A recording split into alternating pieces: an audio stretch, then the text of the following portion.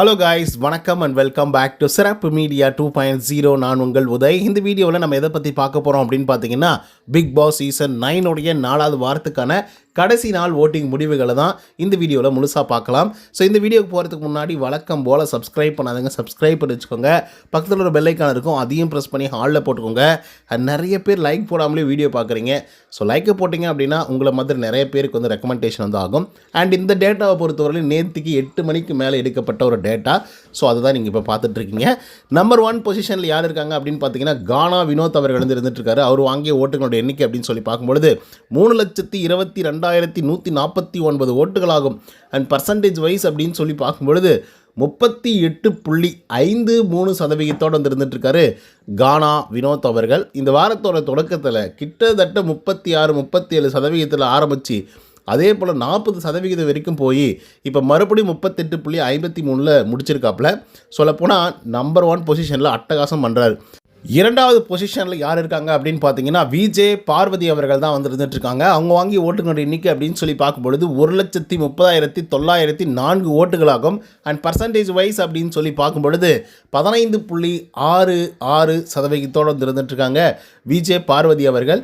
So இந்த வாரத்தோட தொடக்கத்தில் இவங்க என்ன தான் 3rd பொசிஷனில் வந்து ஆரம்பித்தாலும் மறுபடியும் 4th போய் மறுபடியும் 3rd வந்து மறுபடியும் 2nd வந்திருக்காங்க. ஸோ அதனால் அப்ளாஸ் கொடுத்தே ஆகணும். ஸோ அந்தளவுக்கு போட்டி மனப்பான்மையோடு இருக்காங்க. 3வது பொசிஷனில் கமருதீன் இருக்கார். அவர் வாங்கிய ஓட்டுகளுடைய எண்ணிக்கை 1,30,338 ஓட்டுகளாகும். அண்ட் பர்சன்டேஜ் வைஸ் அப்படின்னு சொல்லி பார்க்கும்பொழுது 15.59% இருந்துட்டுருக்காரு நம்மளுடைய கமருதீன் அவர்கள். ஸோ கமருதீனை பொறுத்தவரையிலும் இந்த வாரத்தோட தொடக்கத்தில் 2வது பொசிஷனில் ஆரம்பித்து இப்போ 3வது பொசிஷனில் முடிச்சிருக்காப்புல. பட் சேஃபர் ஜோனில் தான் வந்து இருக்கார். இந்த வாரமும் அவர் எவிக்ட் ஆக மாட்டார் அப்படின்றதுல எந்த விதமான மாற்று கருத்துமே கிடையாது. பட் இந்த ஆட்டிடியூடெல்லாம் கொஞ்சம் சேஞ்ச் பண்ணிக்கிட்டால் நல்லாயிருக்கும். எவ்வளோ அடித்தாலும் திரும்ப அதே தான் பண்ணிகிட்ருக்காரு. 4th பொசிஷனில் கலையரசன் அவர்கள் வந்து இருக்கார். அவர் வாங்கிய ஓட்டுகளோட எண்ணிக்கை அப்படின்னு சொல்லி பார்க்கும்பொழுது 1,26,671 ஓட்டுகளாகும். அண்ட் பர்சன்டேஜ் வைஸ் அப்படின்னு சொல்லி பார்க்கும்பொழுது 15.14% வந்து இருந்துகிட்ருக்காரு நம்மளுடைய கலையரசன் அவர்கள். ஸோ கலையரசன் இந்த வாரத்தோட தொடக்கத்திலேருந்து நேற்றுக்கு வரைக்குமே வந்து பார்த்திங்கன்னா 5வது பொசிஷனில் இருந்து அவ்வளோதான், அவர் தான் எவிக்டாக வெளியே போகிறாரு அப்படின்ற லெவலுக்கு வந்து இருந்தது. பட் இன்றைக்கி வந்து பார்த்திங்க அப்படின்னா, அதாவது கடைசி ஒரு 4 மணி நேரத்தில் எல்லாத்தையும் டோட்டலாக சேஞ்ச் பண்ணியிருக்காரு. சொல்லப்போனால் கலையரசன் இப்போ சேவ் ஆகிறதுக்கான வாய்ப்புகள் கூட இருக்குது. அதுக்கடுத்து 5th பொசிஷனில் அரோரா சிங்க்லர் வந்து இருக்காங்க. அவங்க வாங்கிய ஓட்டுகளோட எண்ணிக்கை அப்படின்னு சொல்லி பார்க்கும்பொழுது 1,26,603 ஓட்டுகளாகும். அண்ட் பர்சன்டேஜ் வைஸ் அப்படின்னு சொல்லி பார்க்கும்பொழுது 15.08% வந்து இருந்துகிட்ருக்காங்க அரோரா சிங்க்லர் அவர்கள். ஆக்சுவலாக அரோரா சிங்க்லர் வந்து பார்த்திங்க அப்படின்னா ஒரு நல்ல சேஃபர் ஜோனில் தான் வந்து இருந்தாங்க. சொல்லப்போனால் 3rd பொசிஷனுக்கெல்லாம் வேறு போனாங்க.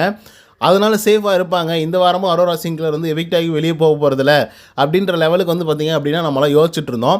பட் நேற்றுக்கு நைட்டு நடந்த வாக்கெடுப்புகளில் அரோரா சிங்க்லர் அவர்கள் வந்து இருக்காங்க இல்லையா, அவங்களுக்கு பெருசாக வாக்குகள் விழாதனால கலையரசன் அவர்கள் வந்து அப்படியே ஸ்டெப் பை ஸ்டெப்பாக மேலே போய் 4th பொசிஷனை பிடிச்சிருக்காப்புல. ஸோ அதனால் கலையரசன் வந்து இப்போதைக்கு சேஃபராக இருக்காங்களா அப்படின்னு கேட்டிங்கன்னா அப்படிலாம் கிடையாது. ஏன்னா கலையரசன் அவர்களுக்கும் அரோரா அவர்களுக்கும் ரொம்ப வித்தியாசமெல்லாம் இல்லை. ஒரே ஒரு 300 வாக்குகள் மட்டும்தான் வித்தியாசமே வந்து இருக்கும்.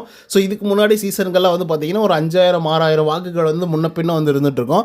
பட் இப்போ வந்து பார்த்திங்க அப்படின்னா ரொம்ப கிரிட்டிக்கலான ஒரு சுச்சுவேஷனில் தான் வந்து இருக்காங்க. கண்டிப்பாக இவங்களோட பர்ஃபார்மன்ஸை வச்சு தான் வந்து பார்த்திங்க அப்படின்னா எவிக்ஷன் நடக்க போகுது அப்படிங்கிறதுல மாற்றுக்கிறதே கிடையாது. ஏன்னா விஜே பார்வதி 2nd பொசிஷனில் இருக்காங்க, 1,30,000 வாக்குகள். ஓகேவா? அதே போல் கமருதீன் அவரும் 1,30,000 வாக்குகள். இவங்க 2 பேருக்கும் உள்ள வித்தியாசம் அப்படின்னு சொல்லி பார்க்கும்பொழுது ஒரு 600 ஓட்டுகள் மட்டும் தான் வித்தியாசமே வந்து இருக்குது. அதுக்கடுத்து கலையரசன் அப்படின்னு சொல்லி பார்க்கும்பொழுது ஒரு 3,500 வாக்குகள் வந்து வித்தியாசம் இருக்குது கமருதீனுக்கும் பார்வதிக்கும் கம்பேர் பண்ணும்போது கலையரசனுடைய வாக்குகள். அதுக்கடுத்து அரோரா சிங்கர் இவங்களுக்கும் வந்து பார்த்திங்க அப்படின்னா அதே 3,700 வாக்குகள் மட்டும் தான் வித்தியாசம் வந்து இருக்குது. ஸோ முன்னாடி சீசன்களில் ஒரு 5,000 வாக்குகள் 6,000 வாக்குகள் முன்ன பின்ன இருந்தால் கூட அவங்க எவிக்டாகி வெளியே போயிடுவாங்க. ஓகேவா? அதுலேருந்து யாராவது ஒரு ஆள் வந்து எவிக்டாகி வெளியே போவாங்க. ஸோ அந்த விதத்தில் இந்த 4 பேருமே வந்து எவிக்ஷன் கேட்டகரியில் தான் வந்து இருக்காங்க. அதனால் யாருனாலும் எவிக்டாகி வெளியே போகிறதுக்கான வாய்ப்புகள் வந்து இருக்குது அப்படின்னே வந்து சொல்லலாம். அது வந்து ஓட்டிங் வைஸ் அப்படின்னு சொல்லி பார்க்கும்பொழுது இப்படி தான் வந்து இருக்குது. அதுவே நம்ம பர்ஃபார்மன்ஸ் வைஸ் அப்படின்னு சொல்லி பார்க்கும்பொழுது பார்வதியை கண்டிப்பாக அஃப்கோர்ஸ் எடுக்கவே மாட்டாங்க. ஏன்னா அவங்க வந்து ஓரளவுக்கு கண்டென்ட் கொடுக்குறாங்க. சொல்லப்போனால் நேற்றுக்கு கூட பிக் பாஸ் அவர்கள் கூட்டு கழுவி ஊற்றிட்டு இருந்தார். ஏதாவது சம்பளம் கொடுத்து ஏதாவது ஒன்று கொடுக்குறோம்லடா, அதுக்காக ஏதாவது ஒன்று பண்ணி தொலைங்கடா அப்படின்ற லெவலுக்கு வந்து கேட்டுட்டு இருந்தார். அதனால் பார்வதி ஏதோ சம்திங் வந்து கொடுக்குறாங்க. ஓகேவா? இந்த வாரம் முழுக்க அவங்களும் பெருசாக வந்து எதுவுமே பண்ணலை. பட் இருந்தாலும் அவங்கக்கிட்ட அந்த பொட்டன்ஷியல் வந்து இருக்குது. ஓகே, ஸோ அதனால் பார்வதி அவர்களை வந்து வச்சுப்பாங்க.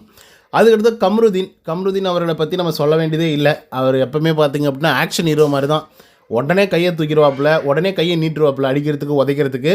ஸோ அந்த மாதிரி இருக்கக்கூடிய ஒரு ஆள். மறுபடியும் இந்த வாரம் முழுக்க கொஞ்சம் அமைதியாக காமன் டவுனாக ஏதோ ஒன்று சிரிக்கிற மாதிரி வந்து பண்ணிகிட்ருக்காரு. சும்மா ஃபன் பண்ணுற மாதிரி, கலாய்க்கிற மாதிரி பண்ணுறாரு. பட் இருந்தாலும் சில நேரங்களில் அது எரிச்சல் ஊட்டுற மாதிரி தான் வந்திருக்கு மற்ற கண்டஸ்டண்ட்டுகளுக்கு.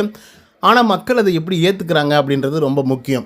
அதே போல் கமருதீன் தானே நமக்கு கிடைச்சிது அப்படின்னு சொல்லி வச்சு வாங்கணும், வச்சு செஞ்சிடணும் அப்படின்னு சொல்லி முடிவு பண்ணி பிக் பாஸ் வீட்டுக்குள்ளேயே அவங்கள வச்சுக்கினாலையும் வச்சுக்கொள்ளலாம். இதுக்கு முன்னாடி சீசன்களில் இதே மாதிரி டாக்ஸிக்கான ஆட்களை வந்து வச்சு அதுக்கப்புறம் வந்து பார்த்திங்கன்னா வின் பண்ணவும் செய்ய வச்சுருக்காங்க. ஸோ அந்த மாதிரி கமருதீன் அவர்களை வச்சுக்கிறதுக்கான வாய்ப்புகள் இருக்குது. அதுக்கடுத்த கலையரசன் கிட்ட பொட்டன்ஷியல் அப்படிங்கிறது வந்து பார்த்திங்க அப்படின்னா இருக்குது. ஓகே இருக்குது. ஆனாலும் 4 வாரங்கள் கொடுத்தாச்சு. இதுக்கப்புறமும் அவர் பயன்படுத்திக்கல அப்படின்னா நம்ம ஒன்றும் பண்ண முடியாது. ஏன்னா ஃபஸ்ட்டு வாரம் எவிக்ட் ஆகி வெளியே போகிறவங்களே எத்தனை பேர் வந்திருக்காங்க. அவங்களுக்கு பொட்டன்ஷியல் இருக்கும், நல்லா பேசுவாங்க, நல்லா விளையாடுவாங்க, எல்லாமே பண்ணுவாங்க. பட் இருந்தாலும் ஃபஸ்ட் வீக்கே வந்து பார்த்திங்க அப்படின்னா எவிக்ட் பண்ணி வெளியே அனுப்பிச்சிடுவாங்க. ரீசன் என்னென்னா மக்கள் வந்து சடனாக ஒரு முடிவுக்கு வந்து வந்துடுவாங்க. ஓகே இவங்க எவிக்ட் ஆகி வெளியே போட்டோம், இவங்க என்ன கழட்டிட்டு போகிறாங்க அப்படிங்கிற மாதிரி சில பேர் வந்து யோசித்து முடிவு பண்ணுறது உண்டு. சில பேர் வந்து இந்த பொண்ணு ரொம்ப அழகாக இருக்கே, இந்த பொண்ணு இருந்தால் ஓகே தான் அப்படின்னு சொல்லி சில பேர் யோசித்து அவங்கள சேவ் பண்ணுறதுக்காக உள்ளர ஒன்றுமே பண்ணல அப்படின்னாலையும் கடைசி வரைக்கும் கொண்டு வர்றவங்களும் உண்டு. ஆனால் இந்த சீசனை பொறுத்தவரையிலும் அந்த மாதிரி யாருமே கிடையாது அப்படின்னு தான் வந்து சொல்லணும். ஏன்னா அவங்கவுங்களுக்கு ஒரு டைம் வரும்போது அவங்களுடைய முகத்தை காமிச்சிடுறாங்க, அவங்கவுங்களுடைய உண்மை முகங்களை வந்து பார்த்திங்கன்னா வெளிப்படுத்திக்கிறாங்கன்னு வச்சுக்கோங்களேன். ஸோ அப்படி இருக்கும்போது ரொம்ப டஃப்பான கேம் தான் இது ஆக்சுவலாக சொல்ல போனால். பட் கலையரசனை வந்து நம்ம பார்க்கணும் அப்படின்னா அவனுக்கு 4 வாரமே அதிகம் அப்படின்னு தான் நான் வந்து சொல்லி ஆகணும். ஏன்னா இவர் ஒரு நாட்டுப்புற கலைஞர் அப்படின்னு சொல்லி அடிக்கடி வாயில் தான் சொல்லிட்டு இருக்காரே தவிர அது செய்முறையில் செஞ்சு காட்டவே மாட்டேங்கிறாரு. ஒரு வேளை வந்து செய்கிறது எல்லாமே வந்து கட் பண்ணி தூக்கிடுறாங்களா அப்படிங்கிறது நமக்கு வந்து தெரியல. பட் செய்கிறது அவ்வளோ இம்பேக்ட்ஃபுல்லாக இருந்தால் கண்டிப்பாக காட்டுவாங்க. 24/7லேயும் அது வந்து காட்டப்படும் அப்படிங்கிறதுல மாற்று கருத்தே கிடையாது. ஒரே ஒரு நாள் வந்து சொல்லி கொடுத்தாருன்னு நினைக்கிறேன். அது சோஷியல் மீடியாவில் பயங்கரமாக ஃபேமஸ் ஆச்சு. ஓகேவா, சூப்பர்யா, வேறு லெவல்லையும் அந்த ஆளுக்கு நிறைய விஷயங்கள் வந்து தெரியுதியா அப்படின்ற மாதிரி. ஸோ எத்தனையோ அவார்டுகள் வந்து வாங்கியிருக்காப்புல. அதுலேருந்து ஒரு 10 விஷயங்கள் வந்து பண்ணால் போதும். ஓகே, எத்தனையோ விஷயங்களுக்காக வாங்கியிருக்காரு ஓகே அவார்டு. ஸோ அப்படி இருக்கும்போது அதில் ஒரு 10 விஷயம் பண்ணிவிட்டு அழகாக ஜாலியாக என்ஜாய் பண்ணுறீங்க. கேம் விளையாடுறவங்க மட்டுமே வந்து சர்வைவ் ஆகிறது கிடையாது. நீங்கள் உங்களோட தனித்திறமைகளை வந்து காட்டலாம். உங்களுடைய ஒரிஜினல் கேரக்டர் என்ன அப்படின்றத காட்டினாவே போதும், மக்களுக்கு வந்து பிடிச்சி போயிடும். அவங்க வந்து ஓட்டு பண்ண போகிறாங்கன்னு வச்சுக்கோங்க. அதை விட்டுட்டு நீங்கள் கேமும் ஒழுங்காக விளையாட மாட்டீங்க, உங்களோட தனித்திறமையும் காட்ட மாட்டீங்க, என்டர்டெயினும் பண்ண மாட்டீங்க, சாப்பிட்டு தூங்குவீங்க அப்படின்னா என்னத்துக்கு நீங்கள் உள்ளே இருக்கணும், பிரயோஜனமே கிடையாது. அதுக்கு அரோராவே மேலு அப்படின்னு சொல்லி கலையரசனை தூக்கி வெளியே போகிறதுக்கான வாய்ப்புகள் இருக்குது. அதுக்கடுத்து அரோராவை பற்றி பேசணும் அப்படின்னா அவங்கள பற்றி பேசுகிறதுக்கு ஒன்றுமே இல்லை. 11 மணிக்கு மேலே வேணால் பேசலாம், அவ்வளோதானே தவிர மற்றபடிக்கு ஒன்றும் கிடையாது. ஸோ அவங்களும் எவிக்டாக வெளியே போகிறதுக்கான வாய்ப்புகள். இப்போ நீங்கள் டிசைட் பண்ணுங்கள், ஒன்று கலையரசன் வெளியே போகணும், அப்படி இல்லைனா அரோரா சிங்க்லர் அவர்கள் வெளியே போகணும். எனக்கு தெரிஞ்ச அரோரா சிங்க்லர் கூட ஒரு சில இடங்களில் ஓப்பனாக பார்க்குறாங்க, சில கருத்துக்களை வந்து முன் வைக்கிறாங்க. பட் கலையரசன் வந்து சுத்தம் ஒன்றுமே பண்ணுறதில்ல. அதுக்கப்புறம் எண்ட் ஆஃப் தி டே மக்களுடைய முடிவுகள் தான். அதே போல் பிக் பாஸுடைய முடிவு தான், யாரை வச்சுப்பாங்க, யாரை துரத்தி விட போகிறாங்க அப்படிங்கிறத நம்ம பொறுத்து தான் பார்க்கணும். அதே போல் இந்த வாரம் வந்து அவர் நாமினேஷன் ப்ரீ பாஸ் வேறு வாங்கியிருக்காப்புல. ஸோ அதனால் என்ன நடக்குது அப்படிங்கிறத நம்ம பொறுத்து தான் பார்க்கணும். ஓகே காய்ஸ், இந்த வீடியோ உங்களுக்கு வந்து பிடிச்சிருக்கும்னு நினைக்கிறேன். இந்த வீடியோ பிடிச்சிருந்தால் லைக் அண்ட் சப்ஸ்கிரைப் பண்ண மறந்துடாதீங்க. இன்னொரு தகவலோட சந்திக்கிறேன். Until then bye from Uday. நன்றி, வணக்கம்.